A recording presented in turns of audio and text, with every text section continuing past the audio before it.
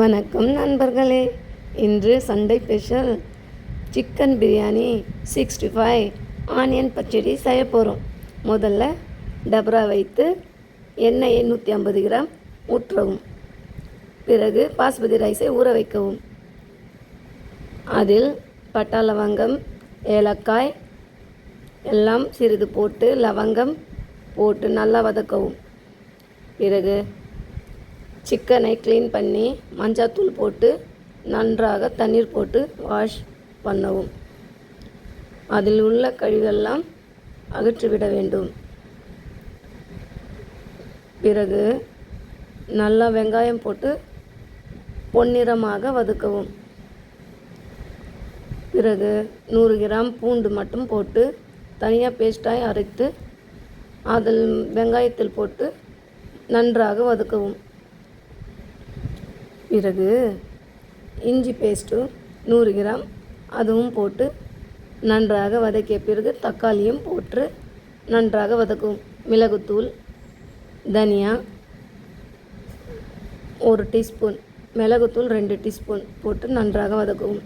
2 பச்சை மிளகாவும் அதில் போட்டு நன்றாக வதக்கவும். பிறகு சிக்கன் போட்டு நன்றாக வதக்கவும். நன்றாக வதக்கிய பிறகு எண்ணெய் மேலே வரவும். அது வரைக்கும் நல்லா வதக்கவும். பக்கத்தில் ஒரு டபராவில் தண்ணி வைத்துள்ளேன். அது நல்லா கொதிக்குது. அந்த கொதிக்க வந்த உடனே இந்த சிக்கனில் ஊற்ற வேண்டும். பிறகு புதினா, கொத்தமல்லி, சிக்கன் மசாலா,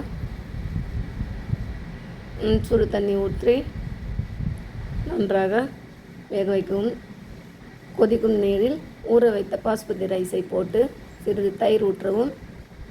பாஸ்மதி ரைஸ் கொதி வந்த உடனே அதிலிருந்து ஃபில்டர் பண்ணி அந்த சிக்கன் மசாலாவில் ஊற்றி சிறிது மஞ்சள் கலர், சிறிது ஆரஞ்சு கலர் பவுட்ரு கலக்கி தண்ணீரில் ஊற்றி அதன் மேலே ஊற்றவும்.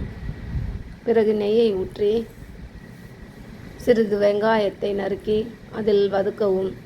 அது பௌரினிஷா பொன்னிறமாக வந்தவுடனே சிறிது முந்திரி போட்டு வதக்கவும்.